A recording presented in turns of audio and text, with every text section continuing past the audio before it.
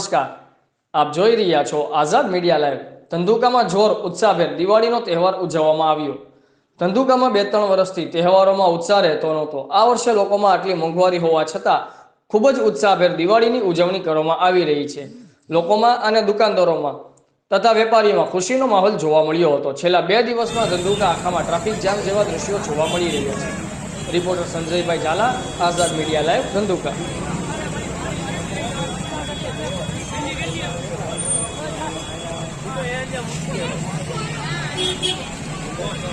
Thank you.